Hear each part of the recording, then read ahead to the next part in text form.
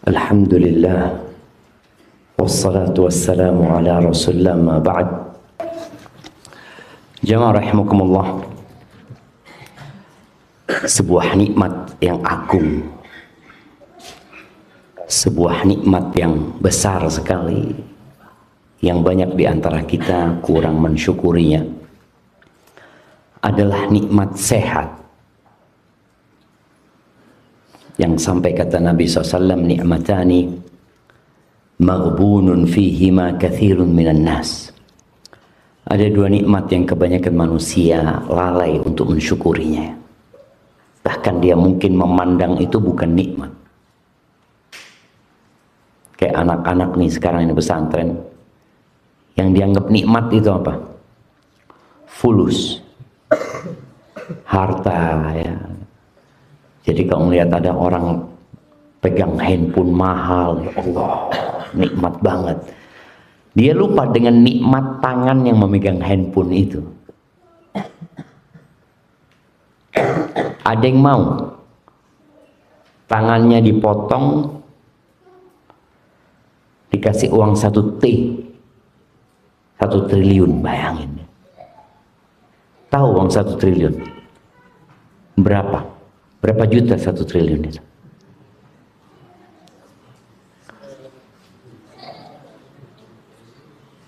Berapa? Nah, berapa?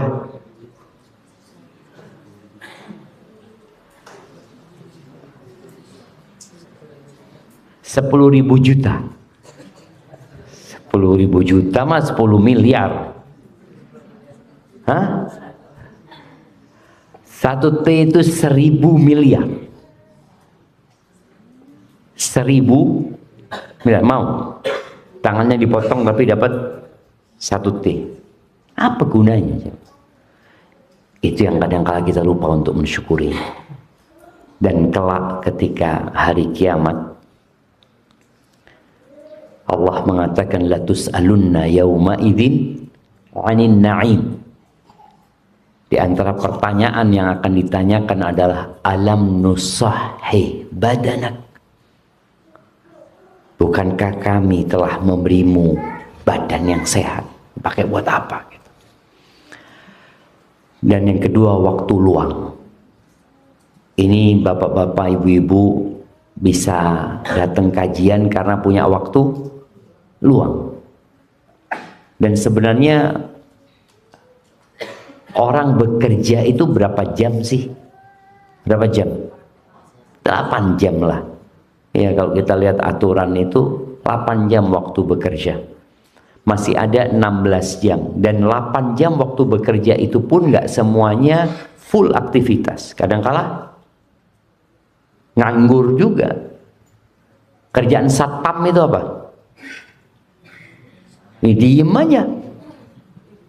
Ngangkat-ngangkat satpam, enggak lah, dia jagain doang.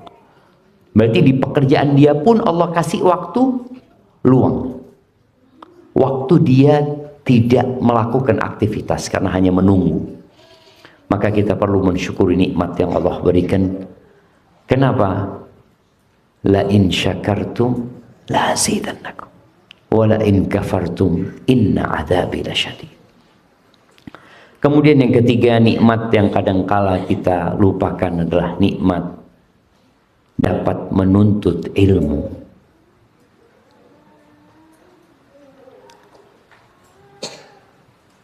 Kejadian Qarun ketika dia berjalan, ya, Allah ceritakan di surat Al-Qasas di ayat 70-an, ya. Coba Anda lihat ayat berapa.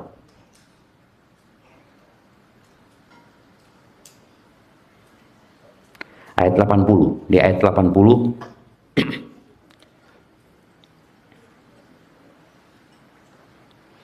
di ayat 79 sebelum ayat 80 ini, Allah Azza wa Jalla menceritakan bagaimana Qarun ini pamer kekayaannya.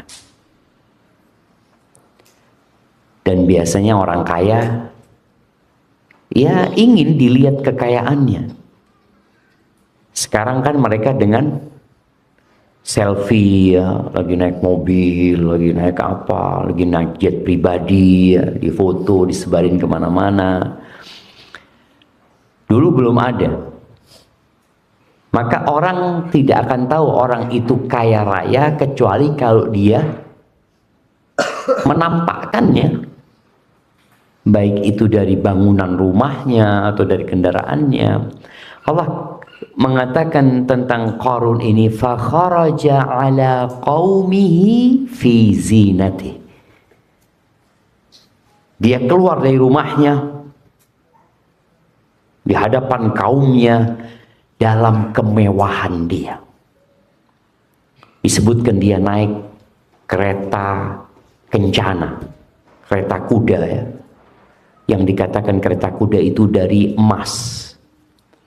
Lalu kudanya itu dikasih baju-baju dari emas. Kemudian di hadapannya ada 300 dayang-dayang perempuan. Kunci gudangnya itu dipikul sama orang-orang yang kuat. Bagaimana cara pandang orang tentang orang kaya ini? Nih anak-anak nih, kalau melihat mobil apa yang paling antum sukai? Mobil apa yang paling antum sukai? Atau harta apa yang paling antum ingin kalau besar nanti punya? Hah? Apa? BMW ya? BMW, oke BMW. Sebelahnya? BMW juga? Rolls Royce. Lain kelasnya ini, udah lebih tinggi nih Rolls Royce ini. Bugatti. Mercy. Nah, sama-sama yang mana ini? BMW nanti. Jadi punya satu-satu, nggak mau numpang. Nggak mau numpang punya temannya.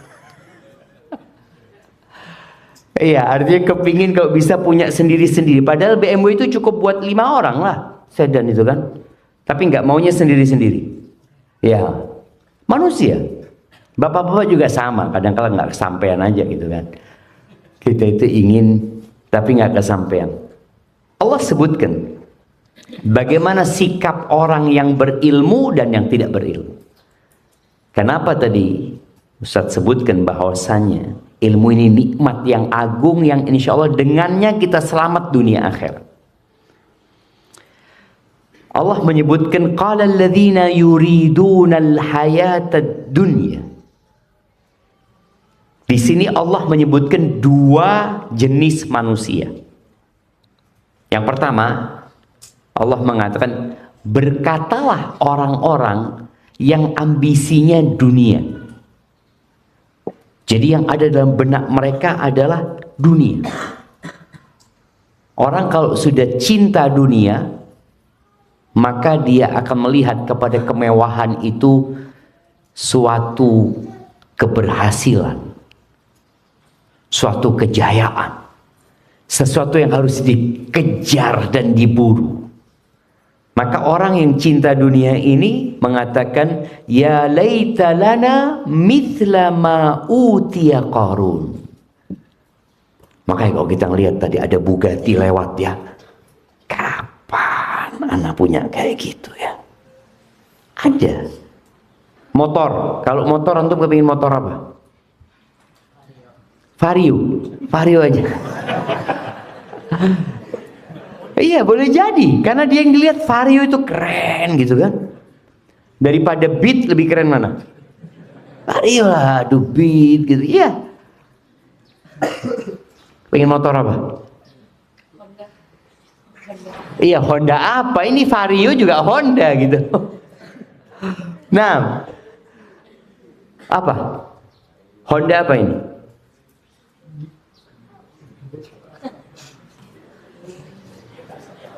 Bingung. Honda yang besar, yang kecil. Ada Scoopy. Bismillah. Iya tadi nih, anak-anak nih, Masya Allah. Dia taunya Motor adalah Honda Vario, bagus-bagus, sudah gitu kan. Dia nggak ngelihat tentang motor-motor yang bagus-bagus ya. Orang yang cinta dunia ketika melihat tadi ada motor yang bagus ya. Apa motor yang bagus sih? Harley. Apa? Ducati. Ada Bugatti, ada Ducati. Ini kakak adik. Iya, ketika orang lihat motor-motor yang mewah, dia kepingin kapan ya, pas di lampu merah umpamanya melihat motor-motor lagi datang. Allah, kapan punya kayak gitu. Kaumnya Nabi Musa ini ketika melihat Qarun seperti itu yang ingin dunia, maka ucapan mereka, andai kata kita mendapatkan apa yang diberikan kepada Qarun, innahu ladzu hadzin adzim, dia memang orang yang beruntung. Kita memandang bahwasanya kekayaan, kemewahan itu keberuntungan. Dan sekarang melihat kekayaan orang itu nggak perlu ke jalan. Ada handphone sekarang. Ini kalau kita bicara pendidikan di masa yang penuh dengan fitnah ini berat. Tapi memang tadi orang mau lihat jam-jam yang mahal, tinggal lihat. Mau lihat mobil-mobil yang mewah, di sana dia bisa tonton seperti itu. Jadi ucapan orang yang ambisinya dunia itu keberuntungan. Qarun itu adalah orang yang sangat beruntung. Tapi kita lihat bagaimana pandangan orang yang berilmu. Di ayat 80 Allah katakan wa qala alladziina utul ilma, maka berkatalah orang-orang yang dikasih ilmu. Ilmu apa? Ilmu tentang hakikat kehidupan. Ilmu tentang kenapa manusia diciptakan. Ilmu tentang akhirat yang kekal dan abadi. Orang yang punya ilmu ini, apa pandangannya? Dia nggak tertipu dengan kekayaannya Qarun. Dia juga tidak heran dengan apa yang dimiliki oleh Qarun. Yang dia heran adalah kepada orang-orang nih yang nggak kaya ini, tapi ambisinya dunia. Apa kata mereka? Wailakum, celaka kalian. Thawabullahi khairun, celaka kalian, pahala Allah itu lebih baik. Artinya surga Allah itu lebih baik. Semua nikmat yang Allah berkaitan yang mengantarkan ke surga itu lebih baik dari dunia dan isinya. Bayangin dia 2 rakaat sebelum subuh. Tadi sholat 2 rakaat sebelum subuh anak-anak, itu lebih baik dari Jakarta dan isinya. Lebih baik dari Indonesia dan isinya. Jadi kalau dikasih pilihan, nih anak-anak nih kasih pilihan, memiliki Indonesia dan isinya, artinya Indonesia milik antum aja. Semua penduduk Indonesia harus keluar karena jadi milik antum.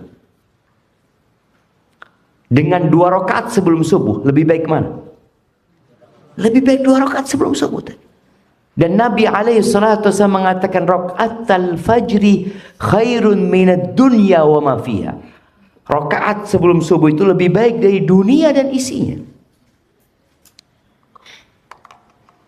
Makanya orang yang berilmu menyampaikan ini. Celaka kalian. Kalian berpikir ingin menjadi seperti Qarun, mendapatkan kekayaan itu. Tidak berpikir bagaimana memiliki kekayaan itu kekal dan abadi. Terus lebih baik buat siapa? Liman amana wa amila salihan. Buat orang yang beriman dan beramal saleh. Wala yulaqqaha illa sabirun. Tapi nggak bisa memiliki pandangan seperti itu ya. Kemudian beramal soleh menguatkan keimanannya kecuali orang-orang yang sabar. Kalau kita nggak sabar, ya akhirnya kita ingin seperti Qarun. Karena memandang dunia ini segala-galanya. Padahal nggak ada apa-apanya dunia ini. Dengan 2 rakaat sebelum subuh. Nabi SAW pernah menyebutkan la maudi'u sauti ahadikum fil jannah. Tempat cemeti kalian, cepat pecut ya. Dulu orang-orang naik kuda, naik onta, naik keledai, kadang-kala dia harus pegang cemeti untuk supaya lebih cepat. Tempat itu mungkin 1 meter kita anggap. Tempat 1 meter itu di surga khairun minad dunya wa ma fiha, lebih baik daripada dunia dan isinya. Dunia ini akan hancur sehancur-hancur. Gunung-gunung yang kita lihat sekarang ini menjulang tinggi. Dan boleh jadi ini daerahnya apa namanya? Ciangsana. Ini daerah tinggi sudah. Dataran tinggi kan? Iya, udah dataran tinggi kan? Ini nanti akan rata. Rasul SAW pernah ditanya tentang gunung-gunung. Kalau yang berangkat ke Mekah melihat banyak gunung-gunung, ya nggak rata kota Mekah itu. Mereka bertanya, wa yas'alunaka 'anil jibal. Gimana ceritanya gunung ini? Kalau rumah hancur, mereka melihat. Rumah hancur ya sering ada gempa ya hancur rumahnya. Tapi gunung nggak pernah hancur. Di mana gunung hancur? Gunung meletus tapi tetap dia kokoh ada. Kata Allah Azza wa Jalla, faqul yansifuha rabbi nasfa fayadharuha qa'an safsafa la tara fiha iwajan wala amta. Katakan kepada mereka, Allah akan menghancurkan sehancur-hancur. Nggak ada lagi nanti yang tinggi dan yang rendah, semuanya rata. Dan tidak ada lagi tanda-tanda milik kita. Dari mana tuh? Bekasi. Nggak ada lagi cerita, oh ini Bekasi ya. Nggak ada. Itu dulu rumah anak kecil di sini dulu. Nggak ada. Hilang semua tanda-tanda. Yang ada rata. Seperti meja nih. Kalau Nabi SAW mengatakan kursil bayda. Kal kursatil bayda. Seperti roti yang putih. Rata. Baik. Cuma tadi yang bisa selamat itu orang-orang yang sabar. Sabar itu ada 3. Sebutkan. Nah, sabar itu ada 3 macam. Nah, sebutkan. Sabar melawan hawa nafsu. Sabar berbuat kebaikan. Sabar dalam musibah. Sabar dalam musibah, masya Allah. Tabarakallah. Anak kasih air ya. Karena nggak punya apa-apa, anak kasihkan air kepada kita. Nah, iya, sabar meninggalkan larangan. Ya. Tadi kalau bicara bahasanya menahan hawa nafsu, karena biasanya yang dilarang-larang itu dimaui oleh nafsu kita. Nggak boleh ini, tapi hati udah seneng sama. Makanya bapak-bapak nih kalau ngomong sama istrinya, istriku, aku cinta sama kamu, katakan. Aku minta satu hal. Semua lemari di rumah ini boleh kau buka, kecuali yang itu ya. Jangan kamu buka. Kira-kira apa yang dilakukan sama istri? Dibuka. Dibuka. Padahal tulisannya cuma ketika dibuka, kamu buka kan? Iya. Cuma itu tulisan. Tapi tadi dikatakan tadi menahan hawa nafsu. Jadi kita punya keinginan yang dilarang itu mesti membuat kita penasaran. Kenapa kok nggak boleh? Sebagaimana Nabi Adam alaihissalam. Nabi Adam itu boleh makan dari semua yang ada di surga. Bayangin, semuanya boleh. Wala taqraba hadhihi syajarah. Jangan ini, pohon ini jangan dideketin. Dekat aja jangan sudah. Ternyata bukan dekat, malah dimakan atas godaan ya iblis dan hawa nafsu manusia. Maka perlu kesabaran tadi. Lalu apa yang terjadi sama Qarun? Allah mengatakan fakhasafna bihi wa bidarihil ardh. Allah tenggelamkan Qarun ini bersama rumah dan semua kekayaan. Jadi bukan dia sendiri. Tapi bersama rumah-rumahnya, wallahu a'lam, apakah di rumahnya ada keluarganya? Tentunya biasanya seperti itu. Bersama semuanya Allah benamkan.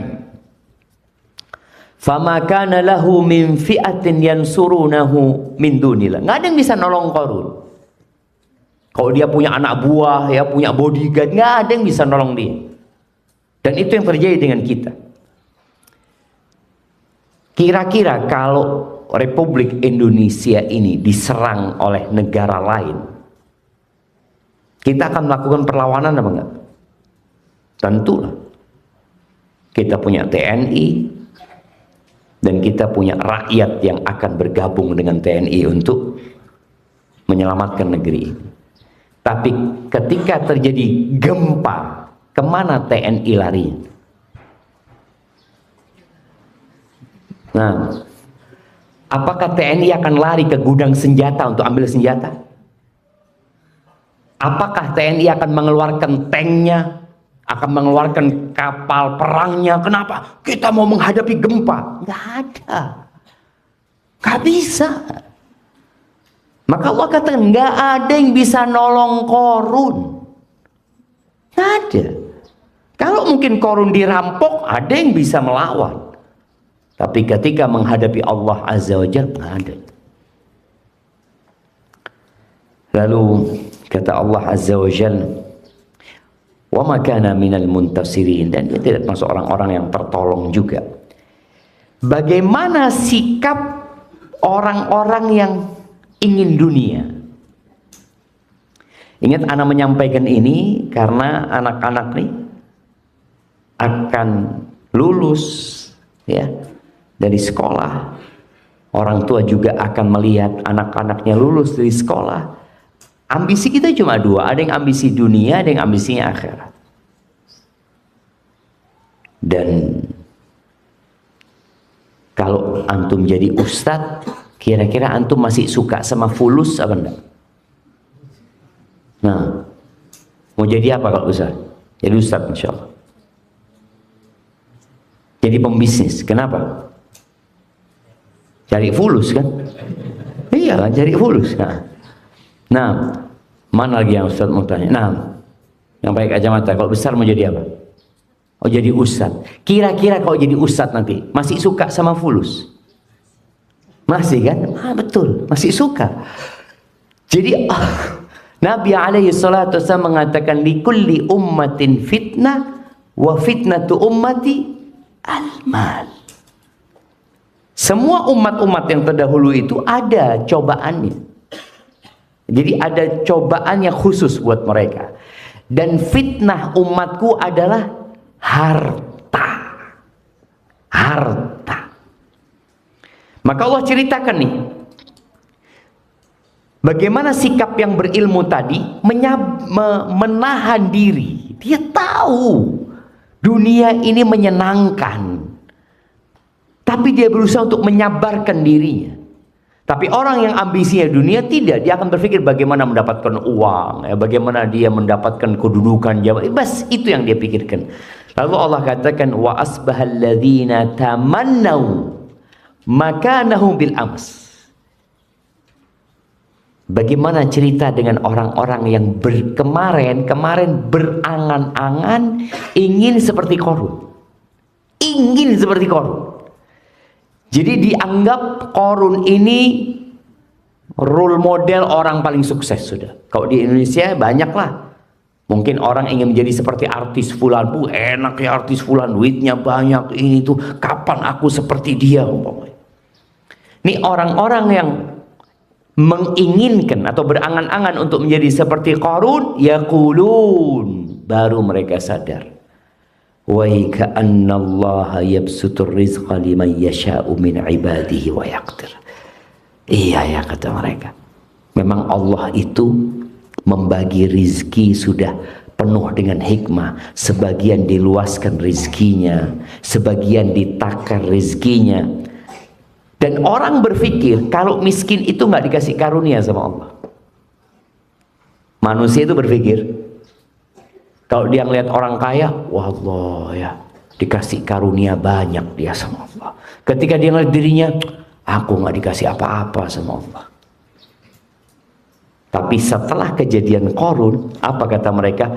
Laula amannallahu alaina la khasafa bina.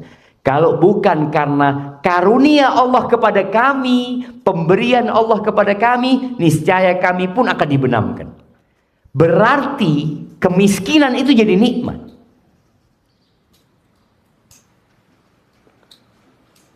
Mau miskin mau kaya, anak-anak kaya loh Ustaz.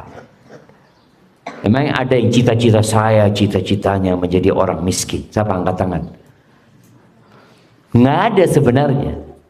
Tapi yang harus dipahami bahwasanya kefakiran itu boleh jadi karunia Allah yang lebih baik daripada jadi orang kaya.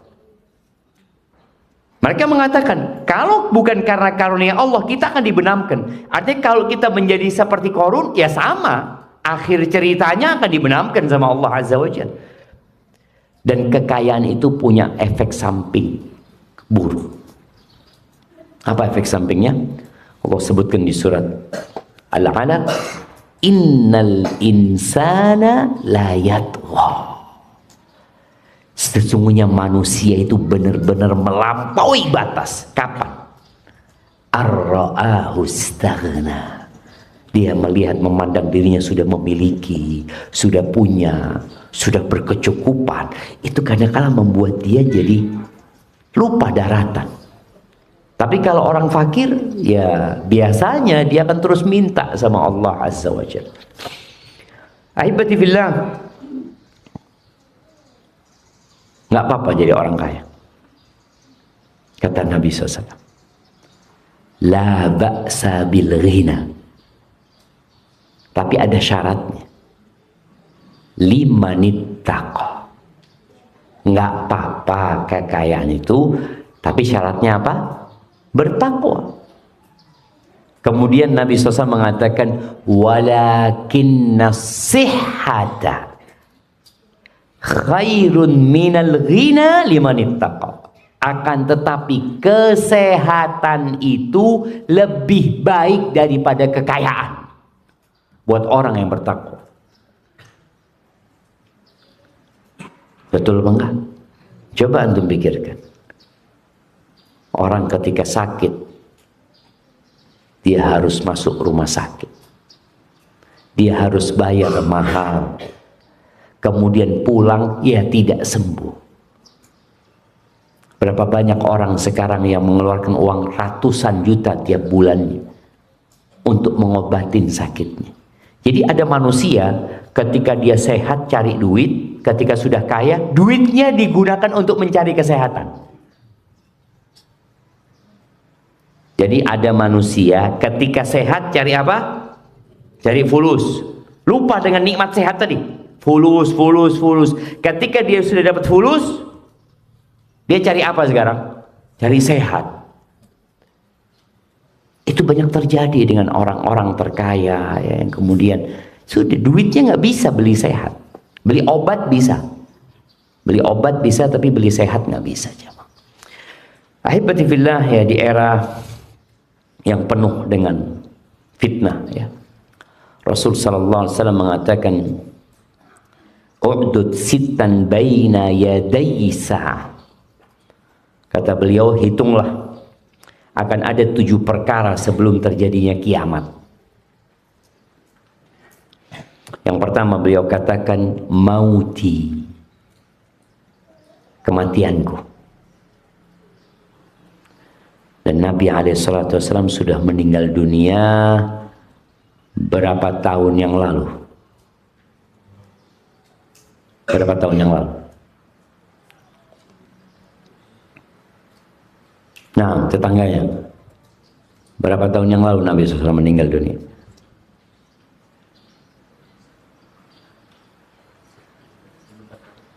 Seribu 1400. Baik. Yang belakang.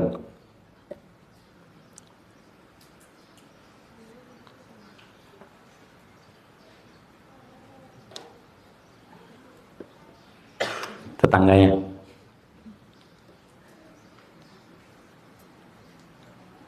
Ini tanda-tanda kiamat gitu. Artinya tanda, anak kepingin tahu tanda ini berapa tahun yang lalu sudah terjadi gitu.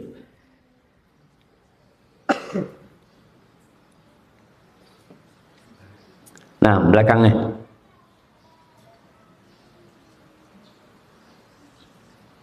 Berapa? 1345. Hampir benar, tapi masih jauh. Gimana hampir benar tapi masih jauh gitu jemaah ya. Nah,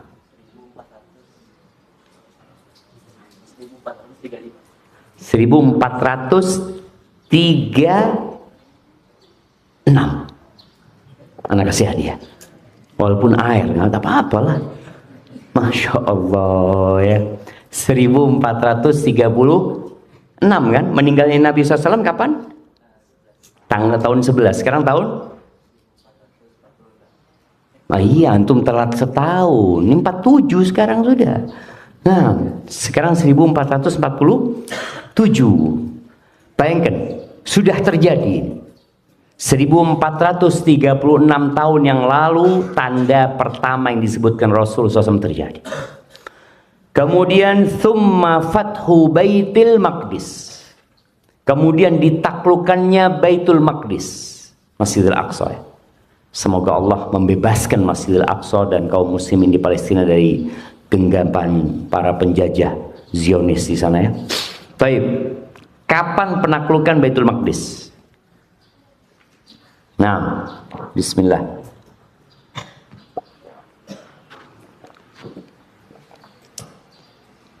Nah, ayo santri-santri ini harus tahu sama sejarah.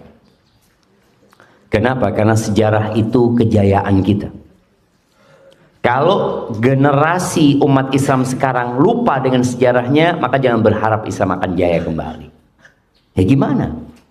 Dia nggak tahu.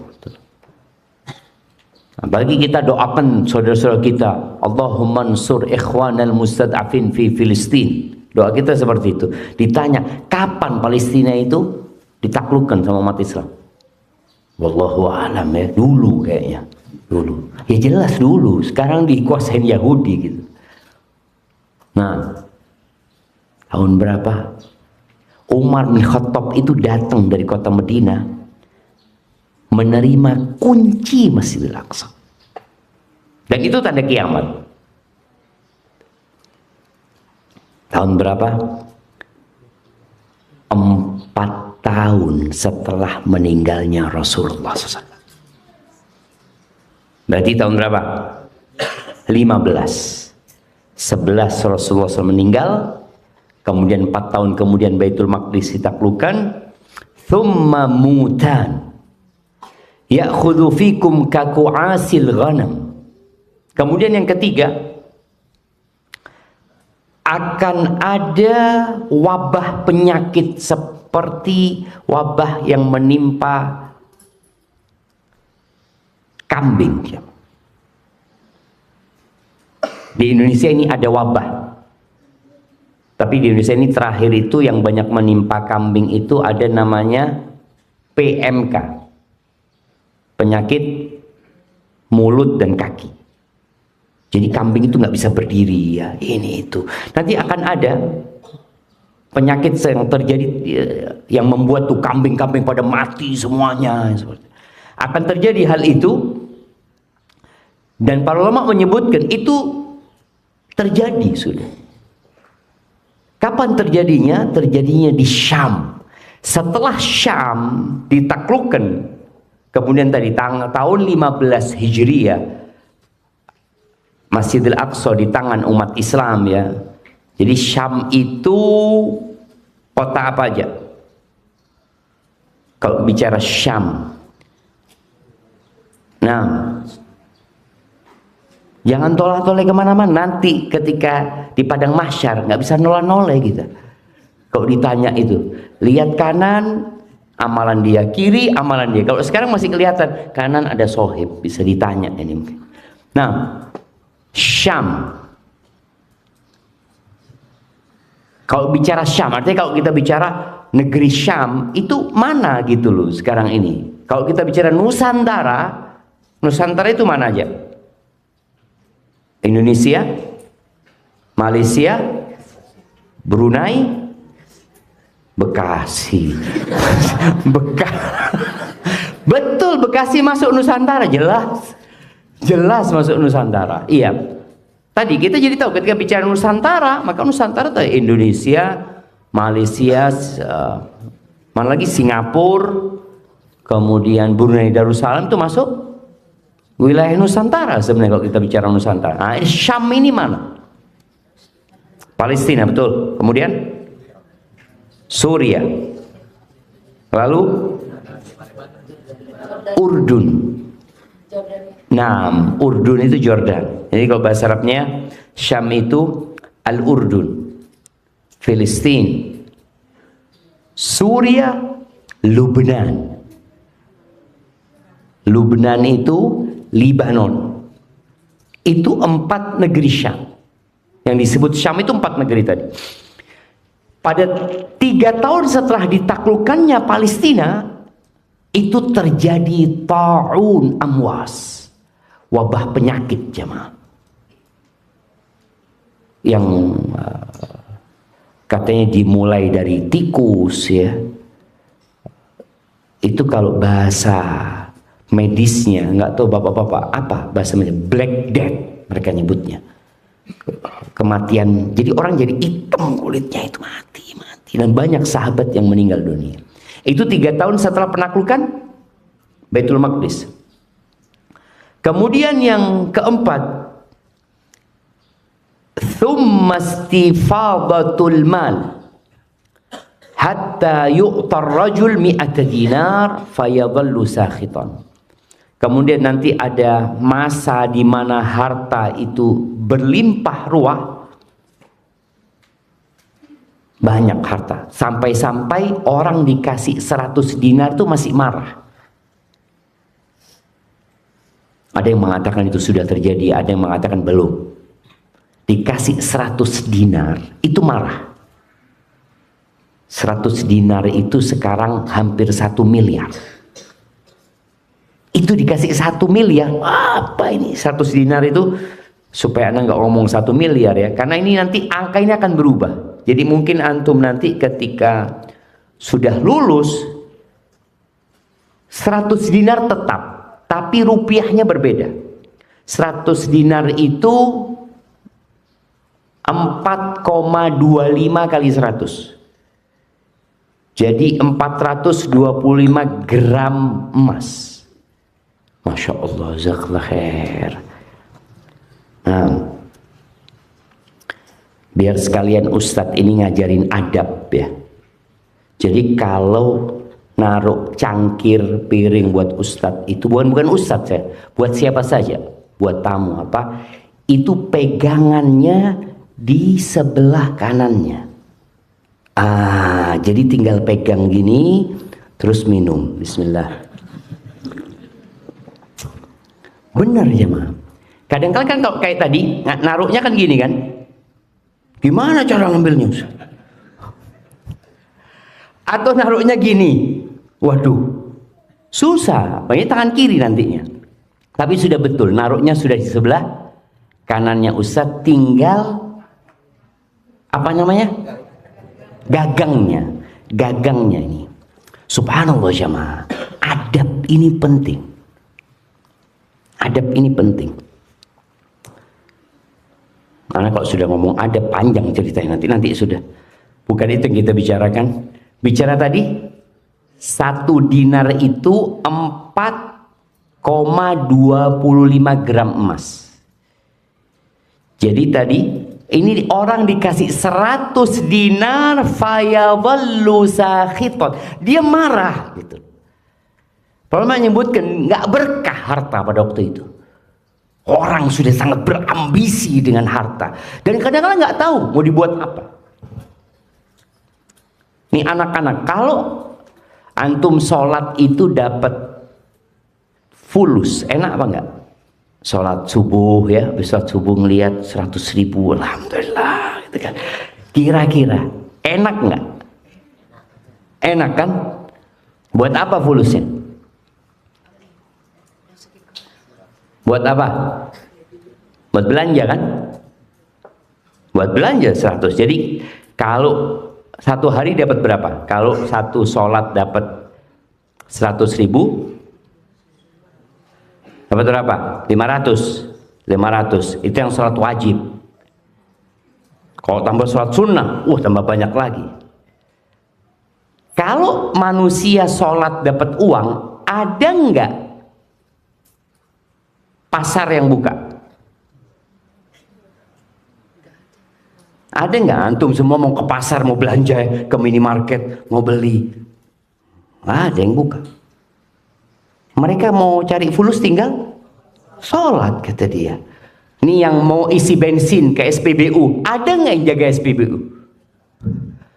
Datang fulus, itu dia, fulus, sholat, fulus, tak perlu kerja. Bayangin, kenapa Allah dijadikan pahalanya itu di dunia? Soalnya kalau orang ibadah dikasih fulus, tutup dunia ini, tutup. Kira-kira ada nggak yang jadi presiden? Saya mau jadi presiden, nggak ada, kata dia. Apa? Fulus, sholat. Kurang fulusnya, tambah sholat lagi gitu loh. Tapi buat apa fulusnya itu? Mati. Apakah akan ada petani yang masih menanam padi? Nggak ada petani, tinggal sholat. Allahu Akbar, fulus. Allahu Akbar, fulus. Nggak ada. Maka tadi Allah tidak jadikan pahalanya fulus. Kalau di surga itu nggak ada lagi orang kerja, nggak ada lagi. Makanya pahalanya Allah berikan di surga. Tinggal menikmatin. Hari ini kita perlu beramal. Maka tadi akan datang fitnah nanti. Orang dikasih 100 dinar marah. Apa cuma segini? Allahu Akbar.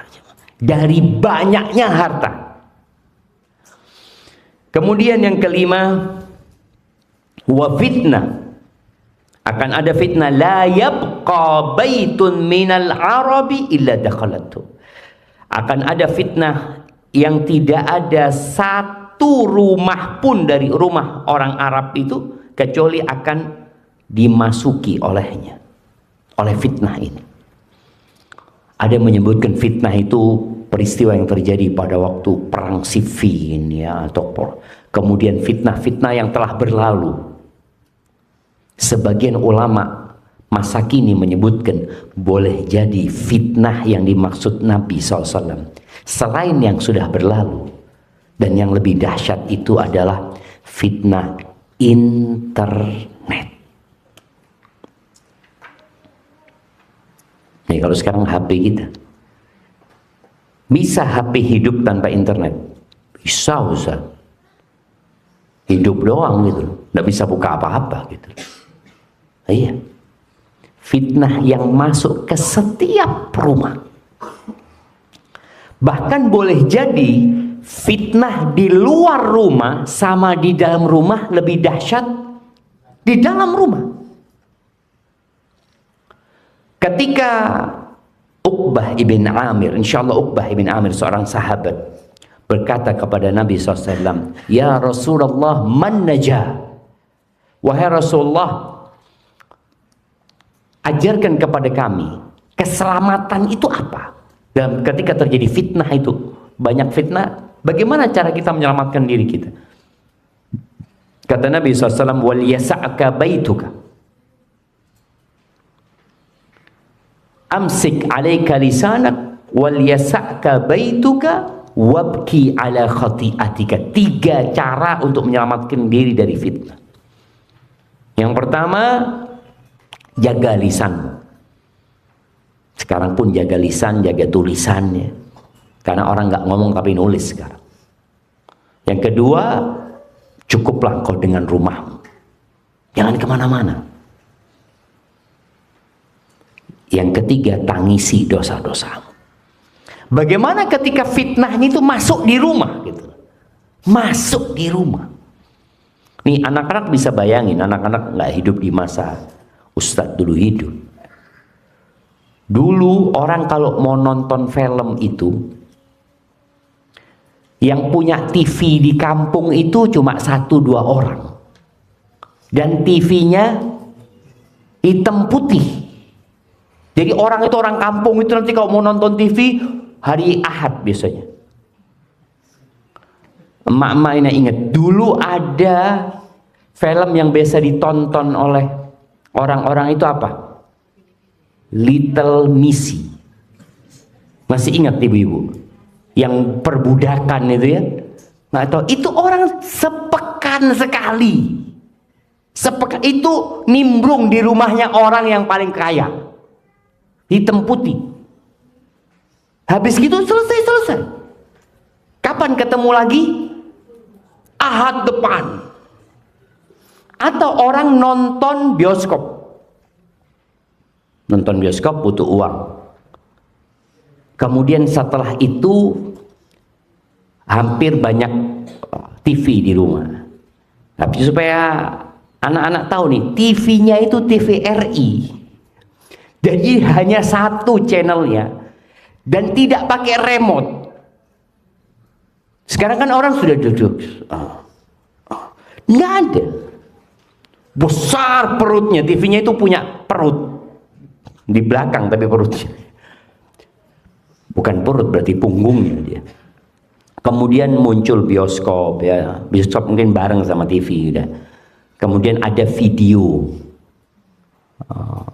video apa yang pakai kaset itu hitam, ya belum ada itu cerita.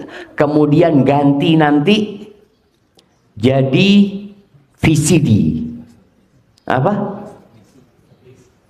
Laserdisc lagi itu. Nanti ganti VCD, terus ganti lagi DVD. Oh, itu lebih canggih lagi itu. Terus. Cuma semua itu fitnah itu masih ada putusnya. Setelah itu datang handphone ini. Orang bisa nonton 24 jam kali 30 hari. Dulu orang habis nonton bioskop ya udah pulang. Udah.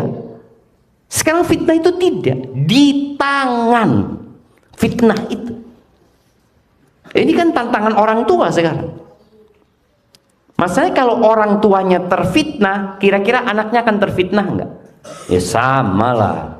Bapak kerjanya di pojokan, Ustaz, ketawa-ketawa sendiri, kata dia. Ketawa nanti nangis. Emak juga kadang-kala habis pegang handphone nangis. Kenapa mak? Kata dia. Ada berita duka? Bukan. Ini ceritanya. Cerita, nonton drama ini, drama itu ya. Fitnahnya seperti itu. Game. Nih anak-anak, dulu orang main game itu di mana bapak-bapak? Dingdong ya, yang masukin koin, duitnya habis, game over, pulang sudah, nggak ada, mau lanjut nggak ada fulusnya, masih pakai tenaga, jadi masih ada yang gerak jemaah. Sekarang gamenya di tangan, online lagi, bisa main sama kawan yang ada di Amerika, sama dengan kawan yang ada di sampingnya, semua terkoneksi.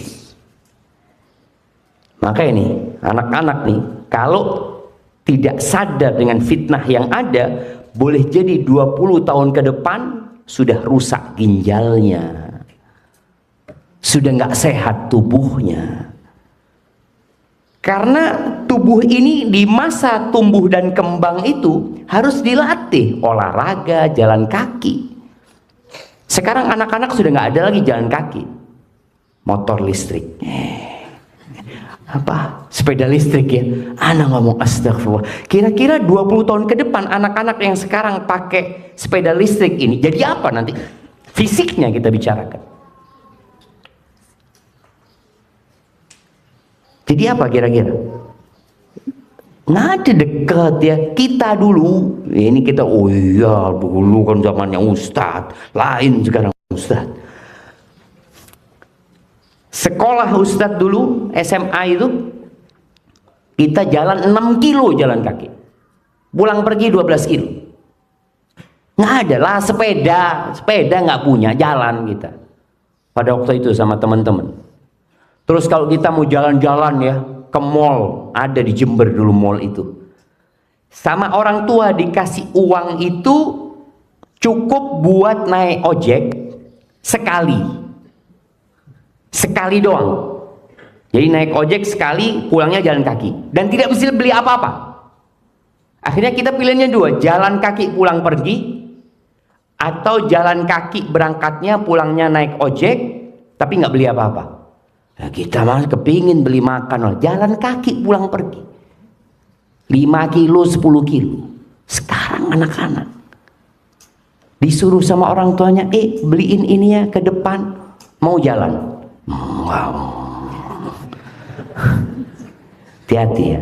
Tadi kita bicara fitnah ini akhirnya semuanya. Kalau kita bicara fitnah itu bukan cuma internet, kayaknya hampir motor pun boleh jadi fitnah. Dari sisi apa? Dulu hanya orang kaya yang punya motor. Sekarang di kampung-kampung itu ada 2-3 motor, kredit riba lagi. Bayangin ya, kredit riba lagi. Itu hampir semua rumah dikejar. Dulu orang main judi di mana? Nih anak-anak pernah lihat orang main judi? Nggak pernah kan? Karena orang main judi dulu sembunyi-sembunyi. Orang main judi itu, bapak-bapak di mana biasanya waktu itu mainnya? Nah, di kuburan yang seharusnya ingat mati ya, orang itu mainnya sembunyi-sembunyi, kemudian ada yang jagain ya. Sehingga orang kalau mau main judi itu takut ketahuan. Takut ketahuan. Soalnya dia akan kemana orang ini ya? Oh, tempat sana, ini tempat main judi biasanya. Sekarang main judi di samping istrinya. Istrinya tidak tahu. Karena judol sudah dia. Nggak ada. Lagi ngobrol sama anak-anak, ayo Masya Allah. Dia kata, Bapak kok sedih? Enggak ada apa-apa lah. Iya, betul sama ini fitnah tadi yang masuk ke setiap rumah. Kemudian yang keenam, kata Nabi SAW, thumma hudnatun takunu bainakum wa baina banil asfar. Nanti akan terjadi hudnah, gencatan senjata ya, perdamaian antara kalian sama orang-orang kulit putih, sama orang-orang Eropa. Nanti akan ada perjanjian damai antara umat Islam sama mereka, lalu mereka berkhianat. Fayatuna tahta thamanina ghaya. Kemudian mereka akan datang di bawah 80 panji. Tahta kulli ghayatin 12 alfan. Di setiap satu panji itu ada 12.000 tentara. Berapa jumlah tentaranya? Nih anak-anak nih. 80.000 panji. Jadi pasukan itu dibagi-bagi. Pasukan mereka. Mereka nanti akan menyerang umat Islam. Dan ini akan terjadi nanti. Kita yakin dengan sabda Nabi SAW.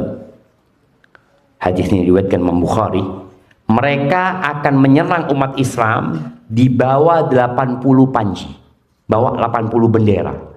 Mungkin ini benderanya Denmark, ini mungkin Perancis, mungkin mana-mana, nggak tahu lah nanti apa yang akan terjadi. Yang jelas mungkin Amerika, itu akan terjadi. Mereka akan menyerang umat Islam. Padahal ada perjanjian damai. Tapi mereka berkhianat. Di setiap satu bendera itu ada 12.000 tentara. Pertanyaannya, berapa jumlah tentara itu?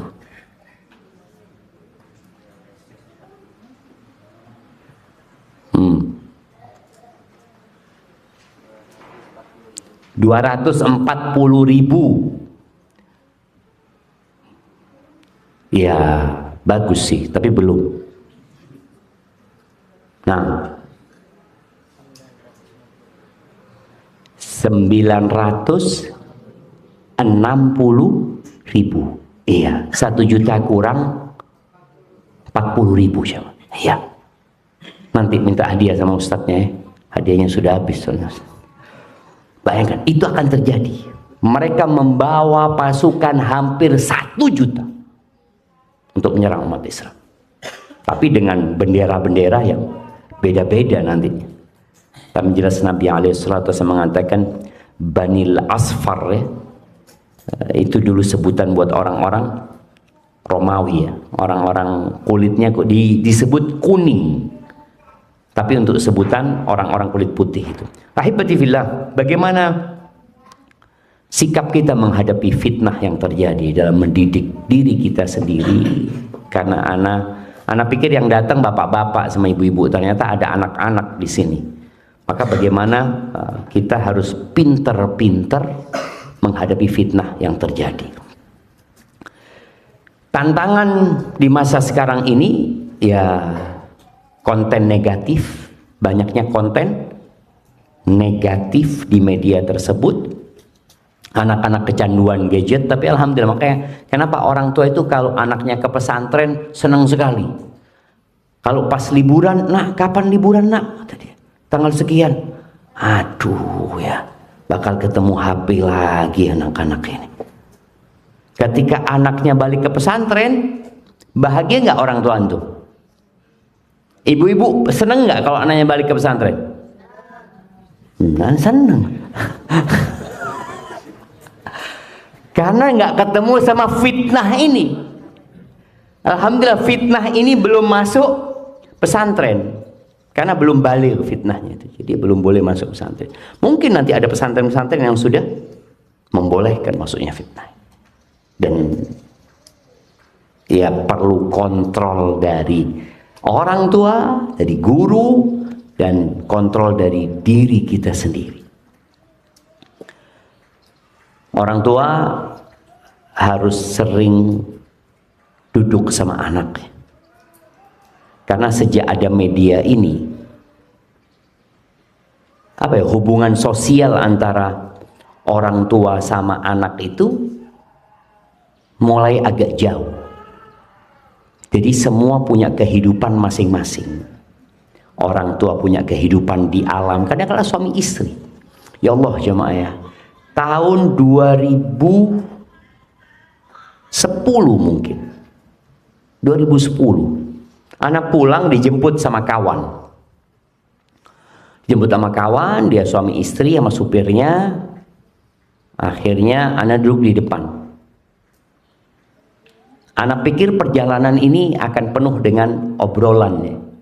Ternyata suami istri di belakang itu sedang pegang BlackBerry masing-masing. Jadi suami istri ini nggak ngobrol.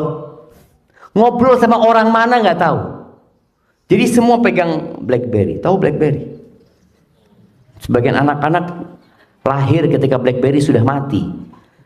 Jadi nggak tahu ada BlackBerry. BlackBerry itu sebelum adanya Android ya, sebelum ada iOS ini, ya untuk WA yang lebih murah mungkin ya. Seperti jadi sibuk dengan teknologi ini. Maka orang tua harus mengontrol diri, kapan dia pakai dan kapan dia tidak pakai. Memang ada gaya hidup yang berubah sekarang ini, karena ada ibu-ibu di sini. Sekarang standar suami yang ideal seperti apa menurut ibu-ibu? Yang kalau berangkat kerja sampai terkepat kerja dia WA, alhamdulillah udah sampai, ya mungkin dia foto. Jadi di tempat kerja pun sibuk dengan istrinya. Dulu nggak ada. Dulu orang tua kita nih, kalau keluar rumah ya udah nggak ketemu, nggak bisa dihubungi kecuali nanti sore pulang kerja. Jadi dari jam 7 keluar rumah itu kerja, baru ketemu nanti jam 4 dan tidak bisa dihubungi. Telepon mungkin hanya ada di rumah, itu orang-orang kaya juga yang punya telepon setelah ada telepon. Sebab telepon sama sekali. Sehingga ketika orang tua bapak itu sampai rumah, dia sudah sibuk dengan rumahnya, nggak ada urusan pekerjaan. Tapi sekarang enggak. Bapak sampai rumah tetap dihubungin sama kantor, urusan kerjaan. Kenapa? Karena ibu-ibu suaminya ada di kantor masih dihubungin urusan rumah. Jadi anak perhatikan, oh iya, ada yang berubah. Jadi kadang-kala umpamanya ibu-ibu WA suaminya, "Bang, gas di rumah habis." Suaminya lagi ngurusin pekerjaan di kantor. Akhirnya mau nggak mau dia harus beliin ini itu atau gimana. Tapi dulu nggak ada. Jadi sang ibu fokus di rumah, sang bapak fokus di tempat kerja. Ketika sampai rumah fokus dengan rumah. Sekarang bagaimana mengkondisikan seperti itu?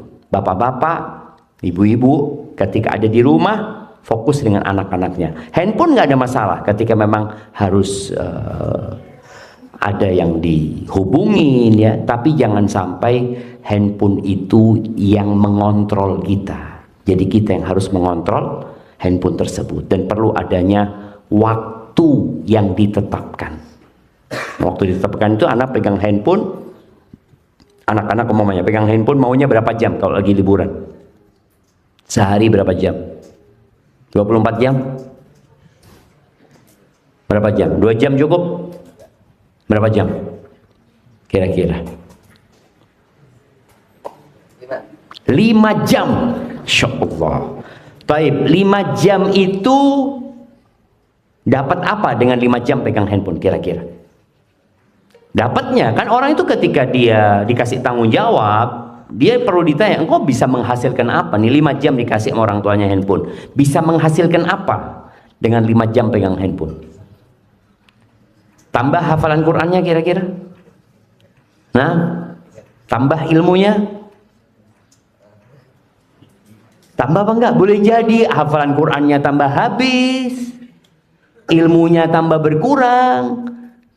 Yang ada cuma hiburan. Dan hiburan itu nggak boleh lama-lama. Jadi kalau bicara hiburan nggak boleh lama-lama. Kenapa? Anda mau kasih tahu nih anak-anak nih. Orang-orang sukses itu, apakah mereka sibuk bermain HP? Enggak. Bill Gates, anak yang baca Bill Gates itu, dia itu baru ngasih anaknya handphone ketika umur 14 tahun. Bayangin, dia salah satu orang terkaya di dunia. Setelah anak pikir-pikir ya, anak ingat dengan ucapan Ibnul Qayyim rahimahullahu ta'ala, ulama abad ke-8 Hijriyah. Beliau mengatakan, ajma'atil uqala min kulli ummah. Semua orang yang berakal sehat, catat nih. Coba catat anak-anak. Ustaz kepingin antum catat. Ajma'at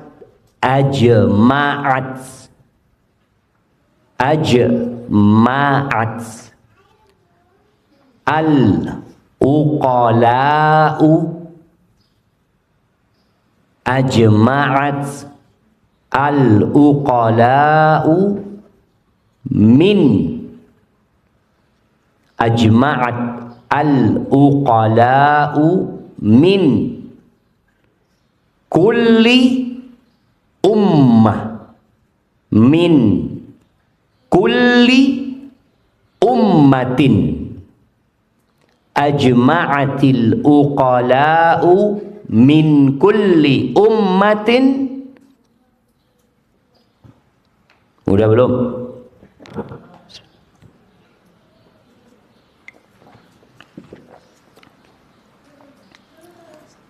Udah? Anna an-na'ima,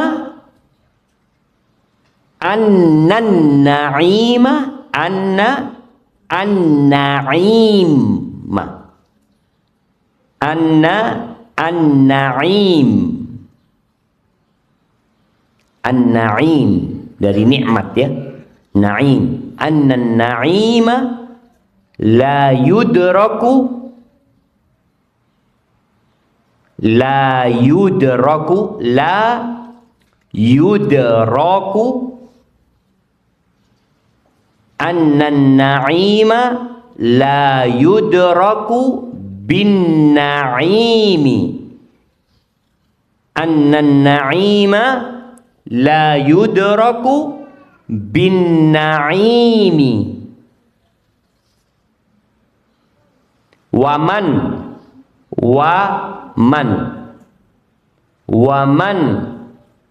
athara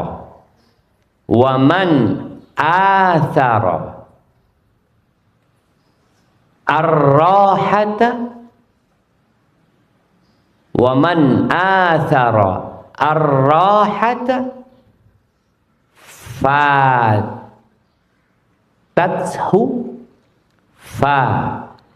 fatathu ar-rahatu waman athara ar-rahata fatathu ar-rahatu